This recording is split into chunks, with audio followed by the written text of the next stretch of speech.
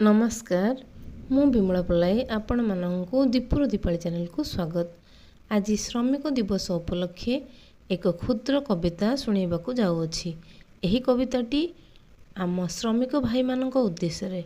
कविताटीर शीर्षक आम श्रमिक भाई। स्वाधीन भारते पराधीन सते आमरी श्रमिक भाई जीवन खेलरे हारी जाइथिबा सरल मनीष सेही।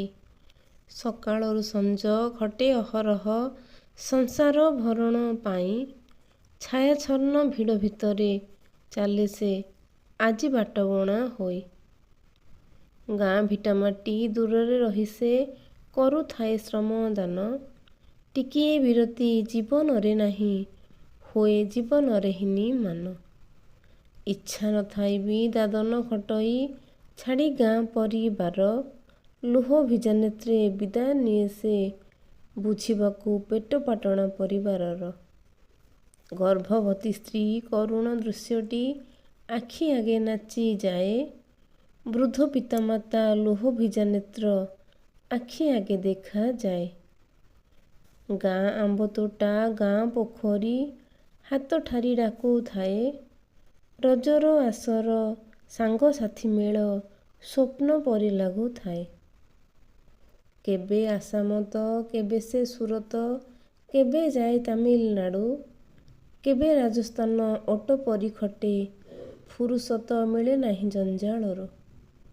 कर्म भगवान कर्मता जीवन कर्म जोगाए आहार श्रमिक बुझई कर्मर महत्व तथापि समाजे अवहेलित जीवन तार।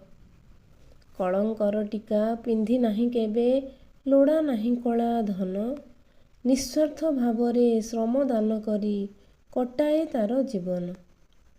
कोणार्क मंदिर शिल्प कारुकार्य हीराकुदर डैम पारादीपर प्रसिद्ध बंदर शंख क्षेत्र परा श्रमिकर अवदान।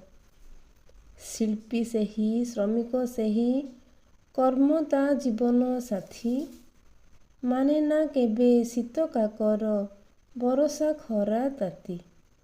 जगतर नाथ कालिए शांत निजे श्रमिक होई निज शरीर को गढ़ाइले निजे अध गढ़ा रूप नेई।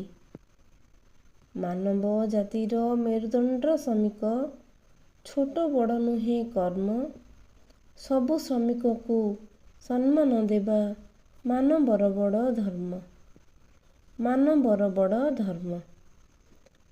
जय जगन्नाथ। आपण मानक जदि कविताटी भल लगुଥାଏ तेबे भिडियोटी को लाइक कमेंट करने को भूलिबे नहीं।